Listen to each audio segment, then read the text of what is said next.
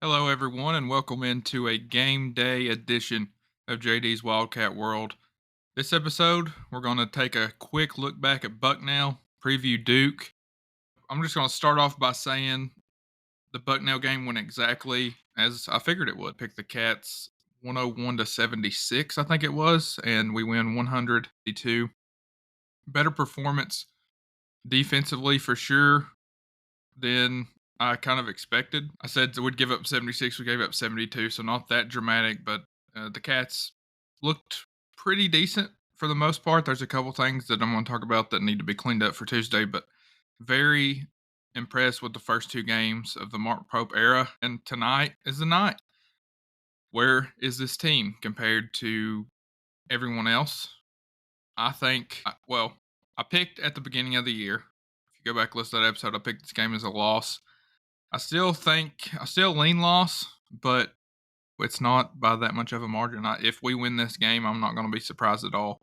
I don't see us getting blew out at all. I don't see them blowing us out. I like how this team sets up against Duke, and we'll get into that here shortly. But the first off, Saturday's game against Bucknell, the Cats, I think they led from opening tip to the end. I'm not 100% sure. It felt like it, though. I thought, first off, they did a great job of shutting down Bucknell's best player, Noah Williamson.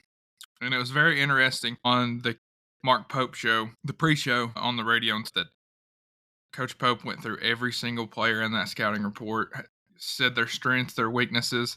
Just very refreshing. We have a guy that is really invested into what he's doing, really invested into the state, into the team. Just, he's still got to go win, but as time goes on, I don't think there's any question that Mark Pope was the right hire for the University of Kentucky in replacing John Calipari. He's done everything. I can't think of one thing that I haven't liked so far. We'll see tonight if that stays true, but I just think it will. This offense puts up too many points. We've got too many weapons to get blew out. So, but back to Bucknell. The main thing was shutting down Noah Williamson. They did that. He only had 7 points and 5 boards, 1 of 8 from 3. Great job defensively by Amari Williams and Brandon Garrison. If I could talk, that would help. But those two guys did great. Andrew Carr played good while he was in there as well on defense on Williamson. And then the Cats were led by, once again, Kobe Brea, who had 27 of 11 from the field, 6 of 8 from 3. Just a dead-eye knockdown shooter. I hope he does this tonight. We need him. We definitely need him to hit some open looks if we're going to have a chance to beat Duke. But Kobe Brea is shooting an unreal percentage from 3. I think he's like 10 of 12 so far this year, which is an insane number. And you look at it from like watching the highlight tapes, watching the games, none of them are hitting the rim. They're all swish. It's crazy how good of a knockdown shooter Kobe is, and I just hope that he continues it on as we go. We definitely need him tonight. My MVP pick was Jackson Robinson. He had 14 and 4 rebounds. Still not as good as he needs to be as the season goes on, to be honest with you. Only 6 of 14 from the field, but I mean, everybody's going to have off games. The bigger the spotlight, the bigger game, at least it was for him in the NCAA tournament last year against Duquesne while he was at BYU. Went absolutely crazy. I think he had almost 30 points. So we'll get to see tonight with the bright lights on how Jackson Robinson does for sure. I think he goes over that 14-point mark that he scored last game. I'll go ahead and make that prediction. I think he definitely will go over that 14-point mark. Amari Williams, 13 points, 14 rebounds. Can't say enough about the guy. Double-doubles in his first 2 games against inferior competition, but still very impressive. Amari is a very good defensive player. I mean, we knew that coming into the season. If you're a 3-time conference defensive player of the year, you're going to be good on the defensive side of the ball. So I can't wait to see how he does against Duke's big guys. Maybe a little Cooper Flag tonight. We'll see. But I think he's a very versatile defender. And his offensive game's getting better. He's taking guys off the dribble. He's posting guys up. The offense is flowing through him. So he's definitely someone to look out for tonight as well. Andrew Carr still, 5 of 6 shooting. And and you're still wanting more. I think we still haven't seen Andrew Carr at his best, and I said that last episode, but it's still true. And the dude went 5 of 6, but I just think he has more to give. Only 3 rebounds. I'd like to see him grab 4 or 5 a game. Scoring too. Um, it's kind of hard to be down on a guy that shoots 5 of 6 from the field. We need him to hit that 13 to 15 point mark, I think, if we're going to make some noise in March. So definitely want to see a little bit more out of him. Otega Oweh, a little bit of an off game compared to the first game. 4 from 3 when he was shooting lights out the first game against Wright State. 10 points. Still had 5 rebounds. He did a great job as a rebounding guard for us. He had several rebounds, and that's definitely something that will get him a more PTE, and which he starts anyway. But the guards are so interchangeable. I feel like you can play any of them at any time. He only had 19 minutes, but he did a heck of a job on the offensive side of the ball. Ainsley Almanor, 2 more threes knocked down. This dude is a knockdown shooter. He really is. He's impressed me so far this year, being able to just knock down shots. There were several times where the play had kind of seemed like it was dying down. We pass it to Ainsley, and he knocks down a 3.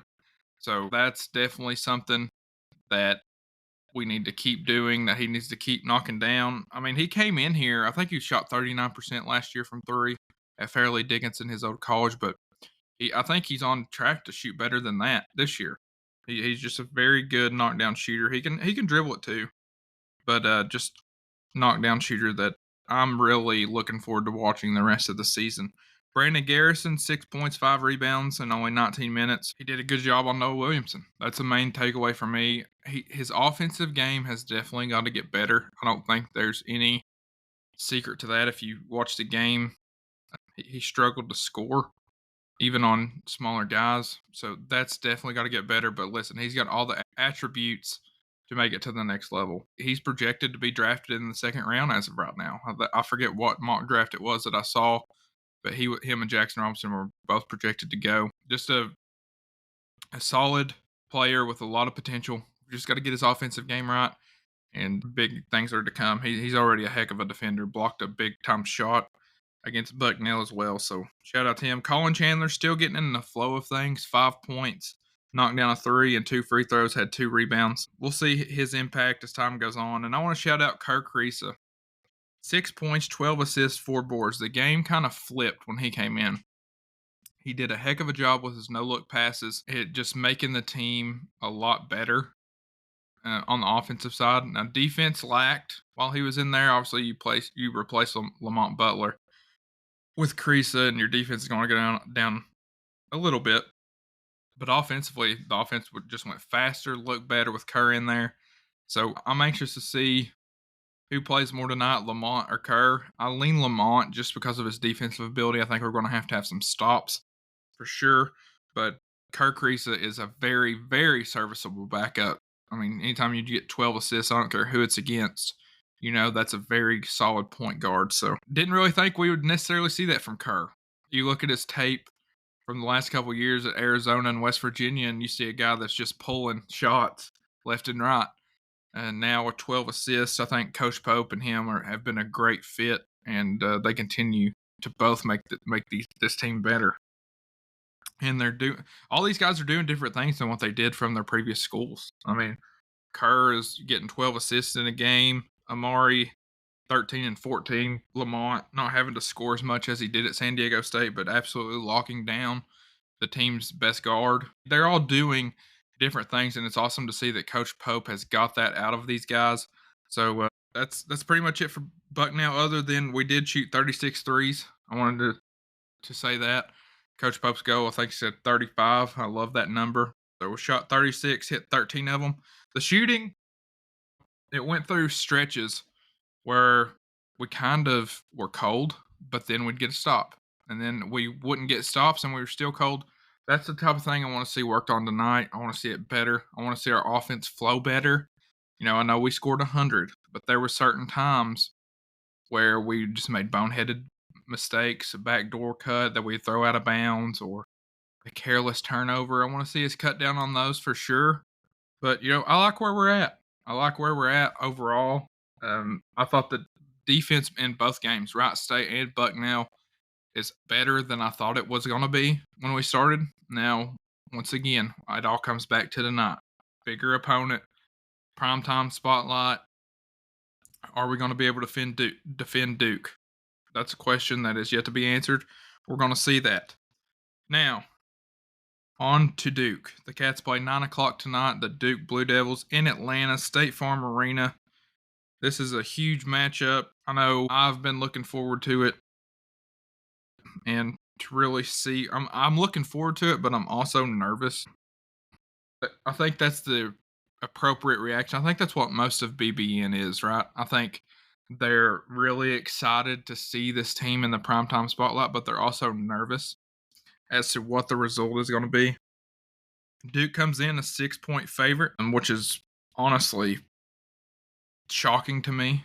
I thought it would be a closer spread. I think the Cats are getting disrespected, to be honest with you.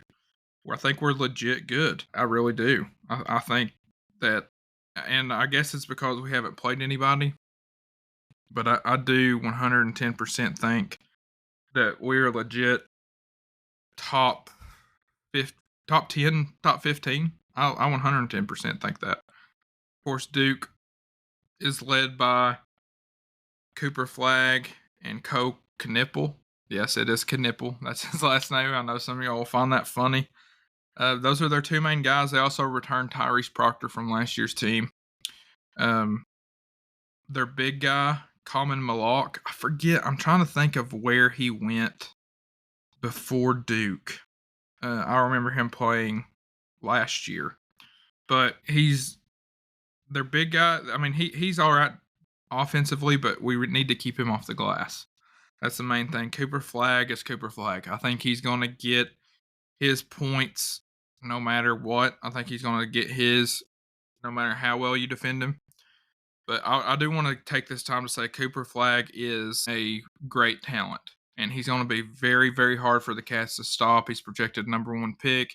He's been projected number 1 pick for years, and you will see tonight why.